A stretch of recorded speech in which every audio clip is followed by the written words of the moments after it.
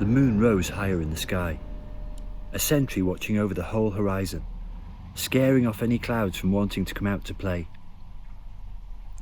The wind whistled down from the hills, rolling into the valley, sweeping over the trees, causing them to whisper and sigh in response. There was a moment of silence as it jumped off the treetops, like a child who'd made a ramp from some bricks and a piece of wood and was racing along on their bike to make the big leap. Suddenly, silently airborne for a split second, before crashing to the surface of the lake as the child crashed to the floor, both screaming as they landed. Ripples were whipped up on the water, disturbing the otherwise mirror-like surface, making water flow and a current where there had previously been none. At the edge of the trees, in that moment of silence, was a hollow, a fold in the ground, a shadow between shadows, between the tree roots, and nothing. It was as black and as cold as the water lapping up to it, a place where everything was absorbed, light, sound, heat, hope, maybe even time itself.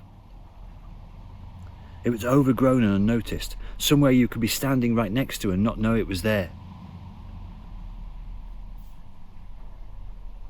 The tinkling of the wind chimes at Lake House was lifted by the swirling wind and taken up over the trees and back around the lake, jingling like festive sleigh bells. A last cloud dared to race across the sky, running from the disapproving gaze of the moon whilst joyfully chasing the sound of the chimes. They were carried across the lake to the far side, tossed around by the breeze, bouncing along the shore and sweeping into the silent place, into the shadows, the dark where no joy ever visited.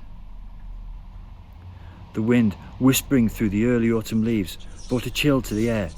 The whispers grew louder as they dropped into the hollow, almost coalescing into words that swirled and circled around the cold blackness, chanting, taunting, insisting, circling around and not taking no for an answer.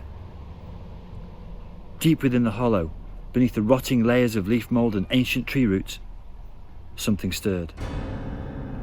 The darkness moved like a blanket, raised from its slumber by the bells and whispers.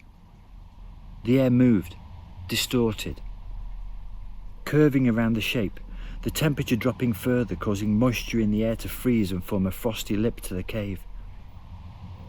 The wind grew and clouds now gathered overhead, rolling in from nowhere like school children at lunchtime, ignoring the displeasure of the moon. The whispers swirled around and around, almost giving solid form to that which had risen, as it slowly emerged from the darkness into the dappled moonlight at the lake shore. The wind chimes tinkled their pretty refrain, vague and disjointed on the breeze, but a definite sound nonetheless. Then the whispers faded and died, disappearing on the breath of the wind like a sigh. The thing that remained shrieked, screaming a shrill noise from the water surface, then took to the air, rising above the trees, climbing vertically as the storm clouds covered the moon like a shroud. It rose and banked, turning towards the sound of the chimes, toward the house at the far end of the lake, toward Tichlin. And it flew like the wind.